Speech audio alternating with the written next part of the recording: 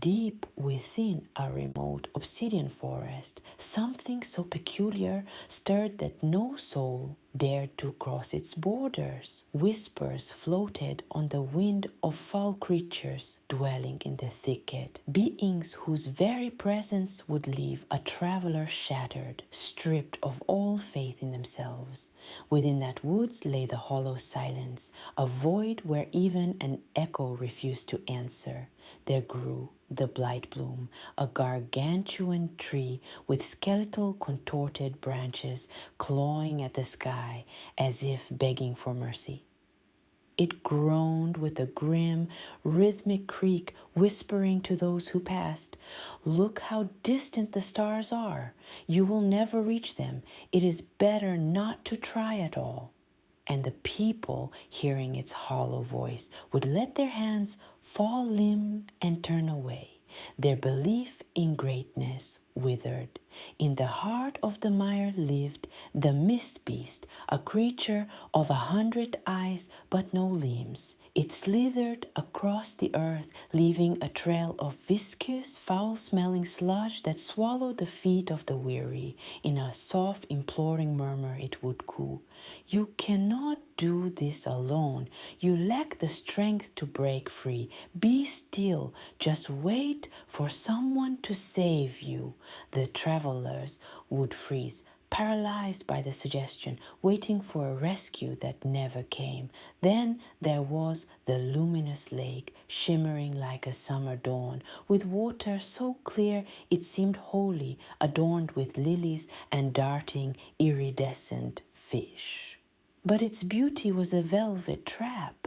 As a traveler knelt to drink, the lake would breathe in a tender silken voice, "You are not worthy. Even if you reach your goal, it isn't truly yours. You know there are others far better than you." And seeing their own reflection, the travelers would turn their backs on their dreams, convinced they were undeserving of joy. But one day a youth named Courage entered the forest. He was not easily cowed, treading forward despite the haunting shuffles and phantom voices. When he met the blight bloom, he looked up at the stars and said, "Perhaps I cannot touch them, but I can revel in their light. And if I try, who knows how high I might climb?" At his words, the blight bloom crumbled into ash. When the mist beast appeared and Courage found himself sinking into the foul sludge, he seized a sturdy branch and hauled himself from the mire. "I have my limbs, my will, and my mind. However hard it gets, I will prevail," he declared.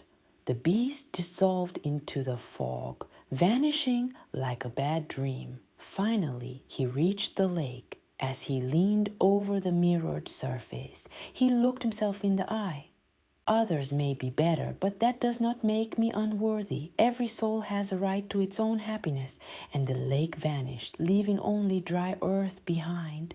Upahoe. For it takes true courage to enter your own dark forest and meet your shadows face to face. It takes strength to look your deepest convictions in the eye, to walk the tangled paths of your inner labyrinth and conquer your fears. But through that courage, your forest grows bright and clear, and the sun finally pierces the canopy, illuminating your path through life.